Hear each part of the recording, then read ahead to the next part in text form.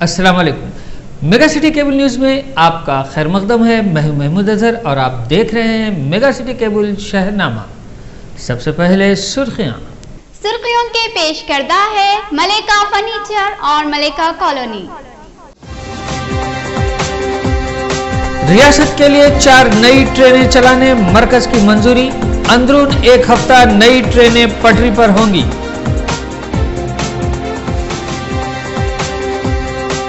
راجیہ سبھا امیدواروں کا اعلان ہائی کمان کرے گی۔ نئی دہلی میں صدر پردیش کانگریس کی میڈیا سے بات چیت۔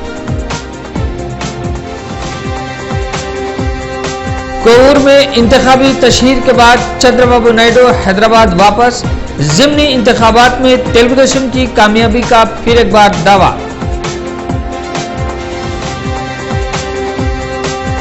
بم دھماکوں میں گرفتار بے قصور مسلم نوجوانوں پر پولیس کی بربریت آشکار۔ ڈاکومنٹری فلم کی دکن انجینئرنگ کالج میں نمائش۔ بیرسٹر اسدالدین اویسی کی جانب سے ڈائریکٹر پردیپ آچاریہ کی ستائش۔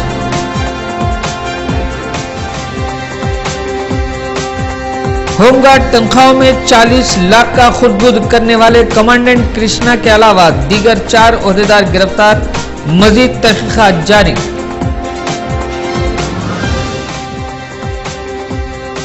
علیحدہ ریاست تلنگانہ کے مطالبے پر 19 مارچ کو دہلی کے جنتر منتر پر دھرنا، ممتاز مجاہد آزادی کونڈا لکشمن باپو جی کا اعلان۔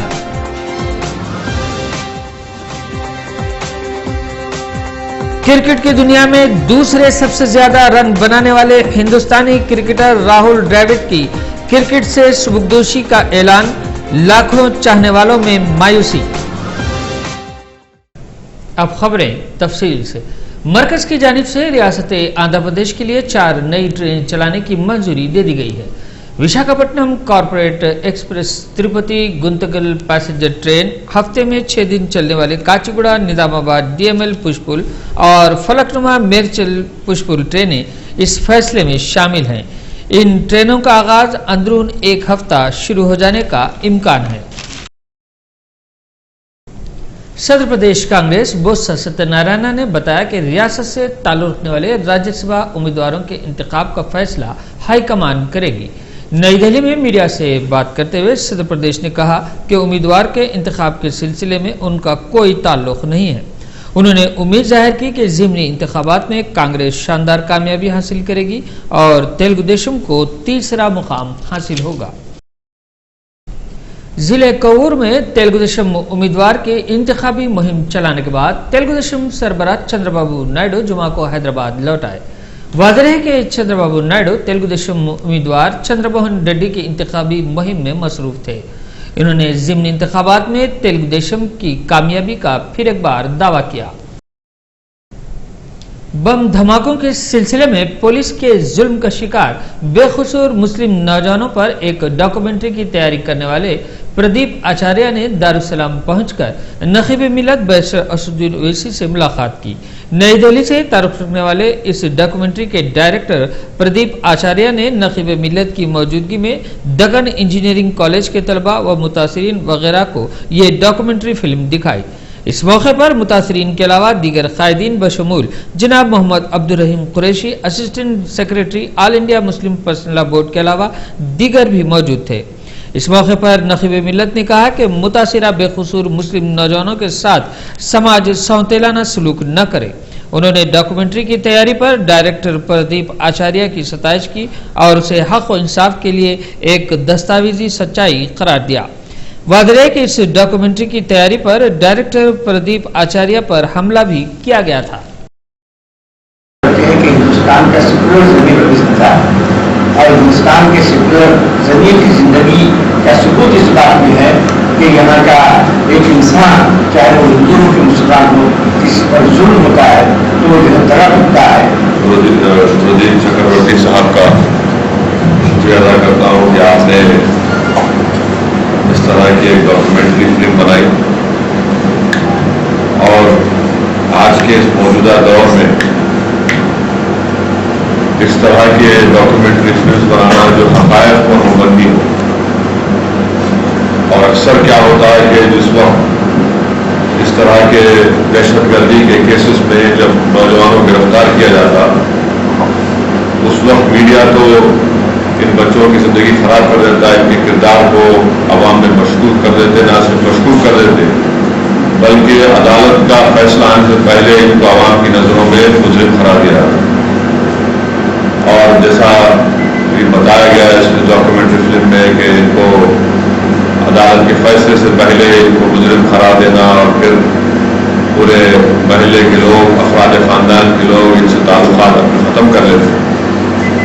اور جب فیصلہ آتا عدالت کا، آپ دیکھیں گے کہ جتنے اب تک پچھلے بابری مسجد کی شہادت کے بعد سے گجرات کے فسادات ہوئے، جتنے واقعات ہوئے دہشت گردی کے، اس میں جن نوجوانوں کو گرفتار کیا گیا، ایسے لاتعداد مقدمے ہیں جس میں بچوں کو عدالت نے باعزت بری کیا اور میڈیا میں اس کا ایک لائن بھی ذکر نہیں۔ تو یہ ایک پاورفل میڈیم ہے جو ہمارے سبودیپ چکرورتی صاحب جو ڈاکومنٹری فلم بنائے، اور اس کے ذریعے سے عوام تک یہ بات پہنچتی ہے کہ جن بچوں کو بدنام کیا گیا تھا گرفتاری کے وقت اور عدلیہ نے جب ان کو بے قصور ثابت کیا تو اس کی بھی تشریح ہونی چاہیے۔ اور دوسری بات یہ ہے کہ حیدرآباد کی پولیس کا رویہ قابل مذمت ہے، اور اب تک مجھے اب بات سمجھ میں آ رہی ہے کہ پولیس کیوں اجازت نہیں دی سبودیپ صاحب کو یہ پکچر دکھانے کے لیے، کیونکہ اس میں پولیس کو ننگا کیا گیا ہے، کیونکہ پولیس ہی تمام تحقیقات کرتی ہے، انویسٹیگیٹ کرتی ہے۔ ہم عدلیہ پر الزام لگانا غلط ہے۔ اگر ہم آرتھر کونن ڈویل یا شرلاک ہومس کو دیکھیں تو یہی لوگ تحقیقات کرتے ہیں، عدالت تحقیقات کے اوپر فیصلہ لیتی ہے۔ تو میں سمجھتا ہوں کہ حیدرآباد کی پولیس خوفزدہ تھی، پریشان تھی کہ یہ خاص طور سے مکہ مسجد کے واقعے کے بعد اور جو ڈی جی پی امرتسر نے مجاہد شریف کو جو گولی مار کے شہید کیا گیا، یہ تمام چیزیں آئیں گی تو پولیس خوفزدہ ہو کر آپ کو پرمیشن نہیں دی۔ کل شام میں آپ میرے پاس تشریف لائے تھے شفیق مہاجر صاحب کے ساتھ، تو میں نے کہا کہ نہیں، یہ دکھانا ضروری ہے، اور بالکل ایک 10 منٹ کے ہم لوگ کے اندر ہم لوگ فیصلہ کریں گے جہاں بھی جگہ ملے گی۔ اور اتفاق سے یہی جگہ تھی ہمارے پاس، کیونکہ یہاں پر پروجیکٹر بھی تھا۔ میں شکر گزار ہوں عبدالرحیم فیضی صاحب کا کہ آپ کو میں تکلیف دیا اور آپ نے کہا کہ نہیں میں آؤں گا یہاں پر، کیونکہ جب تک ہم اس طرح کے حقائق عوام کو نہیں دکھائیں گے، عوام کے دل بھی صاف نہیں ہوگا۔ عوام یہ سمجھتی کہ میں سب کے سفارت داری والا مسلمان دہشت گرد ہے، ہاں اس کو 4 سال 5 سال پہلے گرفتار کیے تھے، اس کا کوئی تعلق ہوگا، مگر جب بری ہو جاتے اس کا کوئی ذکر نہیں ہوتا۔ تو یہ بہت بڑا کام ہمارے سبودیپ چکرورتی صاحب نے کیا، میں آپ کو مبارکباد دیتا ہوں۔ یقیناً اس کام میں آپ کو کافی محنت کرنی پڑی، اور ابھی آپ کل بتا رہے تھے کہ آپ ایک اور فلم بنا رہے ہیں ٹارچر کے اوپر، جو مسلمان بچوں کو ٹارچر کیا جاتا ہے جا کر، اس پر بھی آپ فلم بنا رہے ہیں۔ اور جب ایسا کوئی کام کرتے ہیں تو اس میں کوئی آگے آ کر مدد نہیں کرتا، کیونکہ ان پکچر کو بنانے کا بڑا خرچہ آتا ہے، اس کے کیمرہ مین، لائٹ، تمام کلا بتا رہے تھے مجھے۔ میں تو صرف اللہ سے دعا کر سکتا ہوں کہ اللہ سبحانہ تعالیٰ آپ کے اس کام میں آسانی پیدا کرے، کیونکہ جب تک یہ حقائق دکھائیں گے جب عوام کو، عوام بھی نہیں سمجھے گی، کیونکہ سب سے بڑی اگر کوئی دشمن ہے مسلمانوں کی یہاں پر، بلکہ میں تو کہوں گا کہ سیکولرزم کا کوئی دشمن ہے تو ہندوستان کی انٹیلیجنس، اور جب تک انٹیلیجنس کو ہم لوگ جواب دہ نہیں بنائیں گے، امریکہ کی CBI، امریکہ کی CIA، امریکہ کی FBI، برطانیہ کی MI5، MI6، جرمنی کی سیکرٹ سروس، تمام کے تمام اکاؤنٹیبل ہے، جواب دہ ہے اپنی پارلیمنٹ کو۔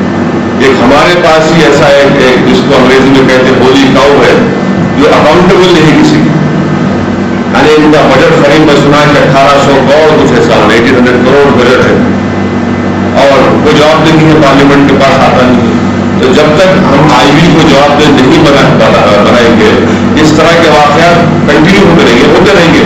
یہ کوئی مدثر باللہ یا کوئی انصاری یا کوئی کلیم، یہ تو اگر کتاب کے پڑھنے میں اور بھی کتابیں لکھ لیں گی، اور ڈاکومنٹ بنائیں، اس کی ضروری نہیں کہ ہم ایک عوامی شعور پیدا کریں کہ ہماری IB کو پارلیمنٹ کو جواب دہ ہونا چاہیے تاکہ ہم اس کو سپروائز کر سکیں. سر ہندوستان میں جس میں سے صرف 3 مسلمان ہیں, ایک تو برطانیہ میں بیسڈ ہے ایمبیسی میں, اور 2 یہاں پر ہیں, اور دونوں کے جو دو آفیسر ہیں وہ اکنامک ایکٹیویٹیز کے لیے ٹیررسٹ فیملی کو نہیں لیں. اور مجھے برا مت مانیے گا, محنت پسند ہے سر کہ جتنے آفیسر ہیں اس میں میجورٹی تعداد جو ہے وہ اپر کاسٹ برہمنس کی. تو یہ باضابطہ اس کو بھولی گاؤں بنا کے چھوڑ دیں کہ بھائی آپ ہم ہی کر سکتے, ملک کا دفاع اور کوئی نہیں کر سکتا. تو اس لیے چاہیے تاکہ یہی عوام کا پریشر حکومت پر پڑتا. ایک ایسا کام ہے جس پر ہم کو تمام کو مل کر کام کرنا پڑے گا. یہ ایک ڈاکومنٹ دیکھنے سے اور دیکھنے کے بعد آنے بڑھنے سے کام نہیں ہونے والا, بلکہ کنسرٹڈ اور کانکریٹ ایفرٹ کی ضرورت ہے. اور میں امید کرتا ہوں کہ ہم تمام لوگ انشاءاللہ تعالیٰ کرتے آئے ہیں, کریں گے. یہاں پر آندھرا پردیش میں مشترکہ مجلس عمل کنوینر عبدالرحیم کے ساتھ کی قیادت میں ہم لوگ جو ہے کر رہے ہیں, کام کر رہے ہیں, حکومت پر دباؤ ڈال رہے ہیں. اور ہماری پوری کوشش یہ ہونی چاہیے کہ اس طرح کے واقعات نہ